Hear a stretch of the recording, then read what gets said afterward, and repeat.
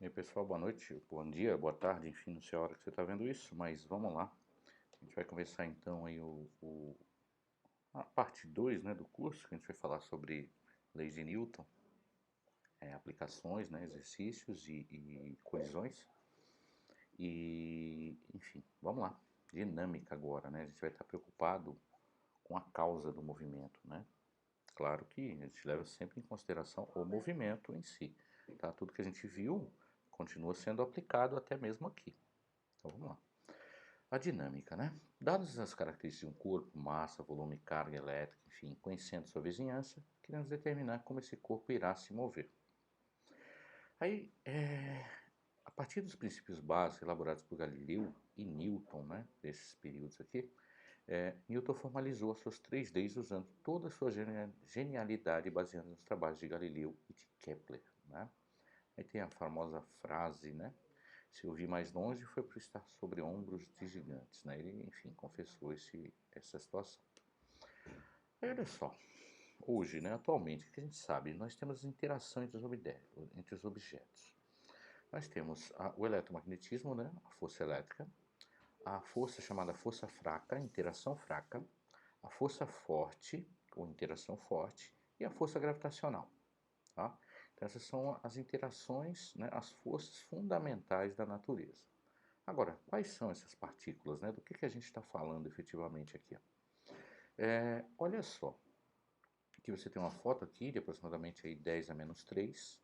Aí você desce para o nível de molécula, que é de 10 a menos 2 a 10 a menos 10. Aí recai sobre o átomo, né? E aí o átomo você tem o elétron, né? O átomo já está lá na ordem de 10 a menos 10.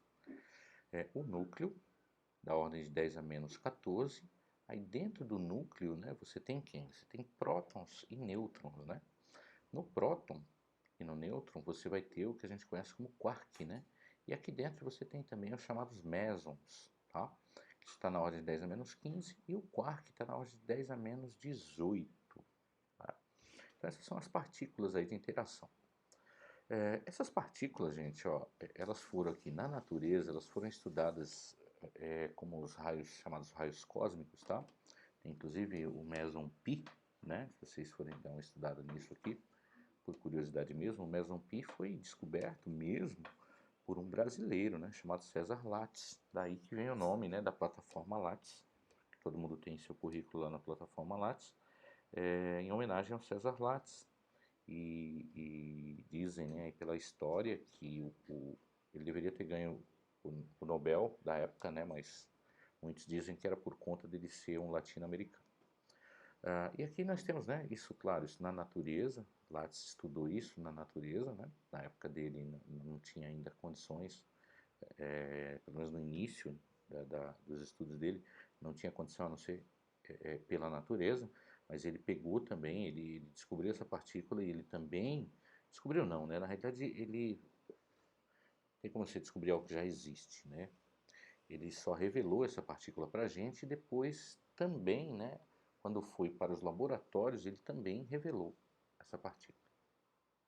Daí que ele deveria ter ganho sim o prêmio não.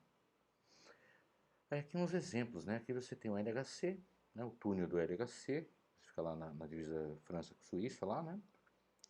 Um raio enorme, só um pedacinho dele aqui do túnel, onde você vai ter aqui onde as partículas se movem aqui dentro. Aqui, esse aqui é o Peletron, né? Ele trabalha com íons positivos, então é um aceleradorzão, isso é um prédio, tá? Se não me engano são 4 andares aqui para cima e mais 2 aqui para baixo. Depois ele tem mais de 100 metros aqui para correr, então isso aqui é na USP, tá?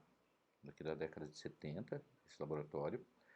Você tem esse laboratório que é o primeiro laboratório de um acelerador de elétrons, né? Fica na Unicamp, né? Na verdade ele foi desativado já por conta desse cara aqui, ó, o Sirius, que é o mais moderno hoje, tá? Esse aqui, se eu não me engano, é uma geração 2, esse é o geração 4, né? Só tem um aqui e outro na Europa, né, que está sendo feito. Na verdade ele já foi até inaugurado, tá? Mas assim, ainda não está em funcionamento. Enfim, são aqui nesses lugares que se estudam essas partículas todas. E aqui é o que a gente conhece como modelo padrão, né, onde mostra as partículas fundamentais, né, os quarks, ó, up e down, charm, strange, top e bottom, né? Aí você tem os leptons, né, onde está o elétron, né, o muon, o tal, o neutrino do tal, o neutrino do muon, o neutrino do elétron. Aí você fala, não tem o nêutron e o próton. Não, porque o nêutron e o próton são formados por quarks, né, up e down. Então, a junção desses ups são 3 partículas, né? Você pode ter lá 2 ups e um down, 2 downs e um up, enfim, você vai formar uma partícula. E aí você tem os bósons, né? O gluon, o fóton, o bóson Z e o bóson W, e o último deles aí, que deu o Nobel para o Higgs, que é o bóson de Higgs, né? Que é o que dá massa às coisas. Enfim, isso mais por curiosidade mesmo. Então nós temos aí as 4 forças fundamentais da natureza. A força forte, ela é responsável por manter os núcleos coesos, né? Ó, tá aqui, tá vendo? Você tem um próton que ele é formado por up e down, tá vendo? Então a coesão dos núcleos, ó, quando você junta 2 prótons, o que que segura, né? Que a força, se você calcular a força elétrica entre eles, ela é altíssima pela proximidade que eles estão. No entanto, existe uma força que os mantém ligados, tá? O nêutron está aqui, né? Ó, você tem up, down, down, e aqui up, up, down. A tal chamada força fraca ela é responsável pelos decaimentos de partículas, né? Tipo, você deve lembrar, você estudava em física, em química e tal. Aqui é chamado decaimento beta, né? Então você vai ter um nêutron aqui, que vai virar um próton aqui, e um neutrino, né? Aqui. E aí você tem a força gravitacional, essa já é mais conhecida da gente, né? Ela é responsável pelo movimento de satélites, dos planetas, estruturas nas escalas ainda maiores e pelo peso de objetos próximos à Terra. E a força eletromagnética, né, que atua entre corpos carregados eletricamente, é responsável pelas forças de interação entre corpos macroscópicos neutros, como forças de coesão dos corpos, forças de atrito, forças de contato entre as superfícies. Tá? E aí a mecânica newtoniana. Né? A mecânica newtoniana ela faz previsões para uma quantidade enorme de fenômenos, desde escalas moleculares à escala galáctica. Vamos considerar então, né, inicialmente, os objetos como partículas. Então, uma vez que a gente faz. Opa, um motoqueiro passando aqui, mas enfim. Se a gente considerar como partículas, a gente quer dizer que a dimensão é desprezível. Situação pré-Galileu, a noção intuitiva de força. Né? Você precisa da existência de uma força para você manter um objeto em movimento. Isso é o que acreditava-se. Né? Se um objeto estava em movimento, é porque tinha uma força atuando. Galileu, já, o que ele já observou? Se um objeto for colocado em movimento em uma superfície extremamente lisa, seu movimento não cessará. Então ele fez uma associação com a questão do atrito, né? Apesar de ele não chamar isso de atrito, mas ele já fez esse tipo de associação. Para manter um corpo em seu movimento de velocidade constante, você não precisa da existência de nenhuma força, né? Então isso já foi verificado por ele. Então, ó, nesse sentido, repouso e movimento uniforme são idênticos, né? Que isso é válido hoje. A primeira lei de Newton, né? Está aqui a forma como ela foi escrita. E o que ela significa? Que todo corpo permanece em seu estado de repouso ou movimento uniforme, a menos que se aplique uma força sobre ele. Então, se o corpo está lá parado, se você não for lá empurrar ele, ele não vai sair da posição que ele está. A mesma situação se ele estiver com velocidade constante. Se não aplicarmos nenhuma força nele, não vai mudar a condição dele. Ele vai continuar em movimento retilíneo uniforme, do jeito que tem que ser. A primeira lei, então, pode ser vista como uma definição de referenciais inerciais. Tá? E o referencial inercial, do que se trata? Né? Se a resultante das forças que atuam sobre o objeto é nula, é possível encontrar um sistema de referência de forma que o corpo não tenha aceleração. Tá? Todo referencial no qual a aceleração do objeto se mantém nula é chamado de referencial inercial. Tá? Então a ideia é assim, né? O lance do referencial tem que ser muito bem observado, porque assim, você estudando movimento, dependendo do referencial que você olhar, você vai dizer se ele está em movimento ou está em repouso. Lembra daquelas situações? Como é que o objeto, a pessoa segurando uma bola dentro de um trem em movimento. Para ela segurando a bola está em repouso. Mas para quem está olhando de fora, aquela bola está em movimento. Ou seja, tem questão de dois referenciais que nos dão respostas diferentes. Tá? Agora, se você conseguir que você encontrar um referencial em que o objeto, que a aceleração do objeto se mantém nula, a gente chama que o referencial é inercial, tá? Então assim, a gente vai se apegar a referenciais inerciais sempre, tá? A primeira e a segunda lei de Newton só são válidas em referenciais inerciais. Você fala, puxa, então quer dizer que existe um referencial que as leis de Newton não são válidas? Existem, são chamados referenciais não inerciais, tá? Então você vai ter o que a gente chama de forças não inerciais. Exemplo, força centrífuga, tá? É um exemplo de força não inercial. Aí a pergunta, a Terra é um referencial inercial?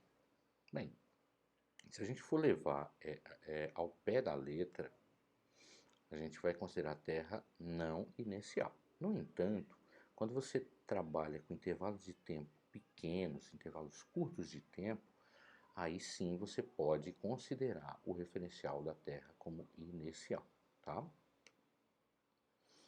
Forças, né? Levando em conta a primeira lei de Newton, o conceito de referencial inercial, podemos definir força como uma ação externa sobre um objeto que faça com que sua velocidade seja alterada, ou seja, que cause uma aceleração em relação ao referencial inercial.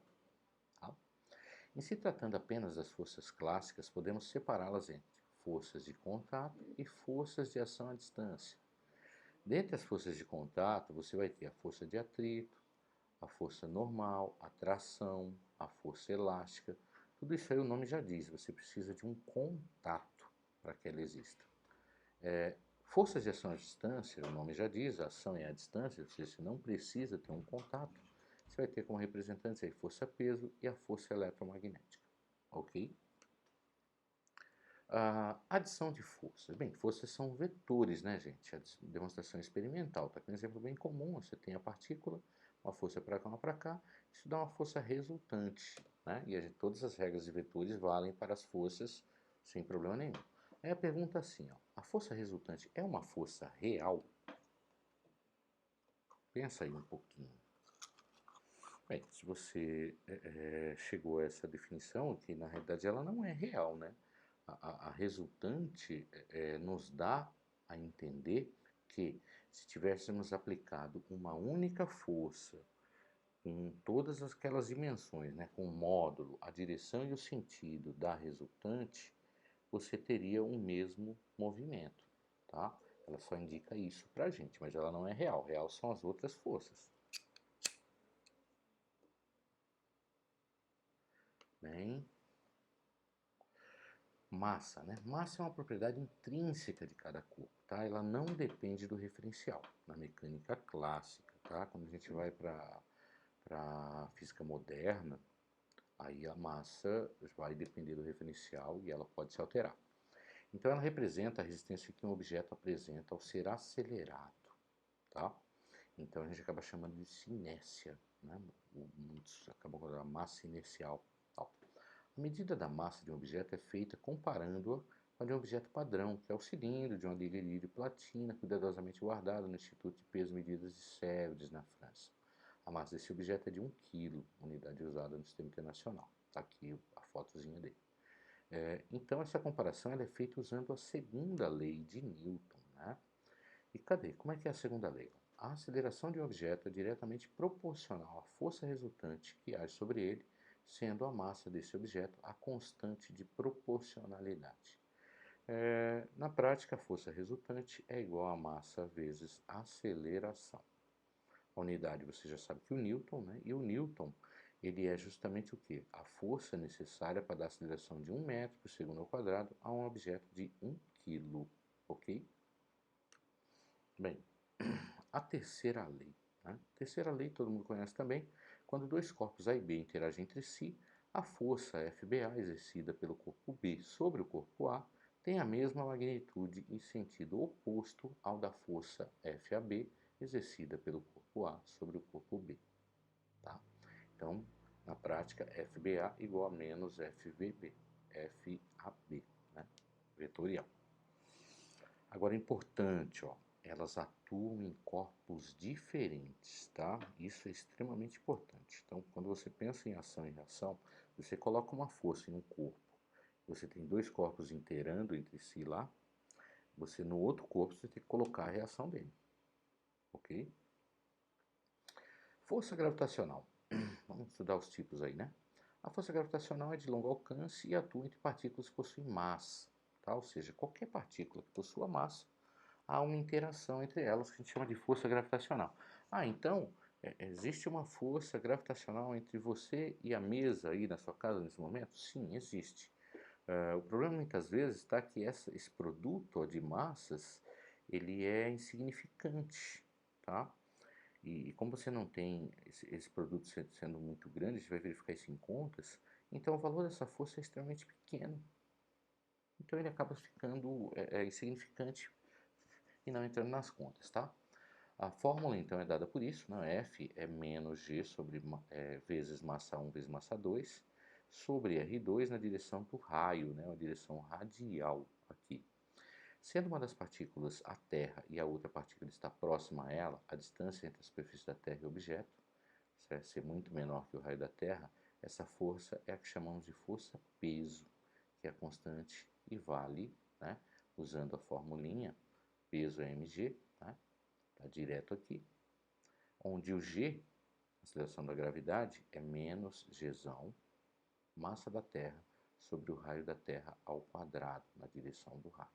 Quando a gente faz essas contas, substituindo, né, a massa da Terra, que é da ordem de 10 a 24, um G, que é da ordem de 10 a menos 11, o raio da Terra, que é da ordem de 6.400 km, enfim, fazendo todas essas contas, a gente tem um módulo aí de 9,8 metros segundo ao quadrado, que é o que a gente vem usando aí para as contas, tá? Força elástica, que já é uma força de contato, né? Temos uma mola com uma extremidade fixa e a outra presa em um objeto que se move apenas no eixo OX. A mola exerce uma força elástica sobre o objeto que depende da deformação da mola. Dizemos que ela é uma mola ideal se obedecer o que a gente conhece como lei de Hooke, tá? F é igual a menos kx na direção I. K é uma constante positiva característica da mola, ou seja, depende da mola em si, chamando sua constante elástica. E x é a posição do objeto, chamada de elongação da mola. Então é medido, né, numa posição inicial, até onde a mola se estendeu ou ela foi pressionada, você vai ter o seu x. Agora, o sinal de negativo, note, é porque eu estou puxando o bloco aqui, ó, então ele está puxando a mola e a mola, por sua vez, está fazendo uma força contrária. Então, um sinalzinho de menos aqui, ok? A tensão, né? Tensão em um fio ou tração, né? Como a gente conhece também. Temos um fio com uma extremidade fixa e outra presa em um objeto. O fio é uma espécie de mola que exerce sobre o objeto uma força elástica dependente da elongação do fio. Fios ideais, que é o que a gente estuda, se caracterizam por ter massa desprezível e elongações imperceptíveis, ou seja, ele é inextensível, tá? Essa força chamada de tensão no fio sobre a partícula tem valor diferente de zero somente se o fio está tenso. Tem a direção do fio e sentido compatível com o fio, estar tenso e módulo determinável em cada problema particular por meio da condição do fio ser ideal. Então aqui, importante, ó, você só vai existir a tensão se o fio estiver tensionado, tá? Então o que acontece, por exemplo, numa situação dessa aqui, se você bota aqui, pendura um negocinho no fio, tem tensão? Tem, porque ele está esticado. Agora, se você cortar o fio, ele deixa de estar esticado, aí a tensão vai a zero, tá? Agora a gente vai ver essas aplicações nas resoluções de exercício, que vai ser o próximo vídeo, viu galera? Obrigado, até a próxima.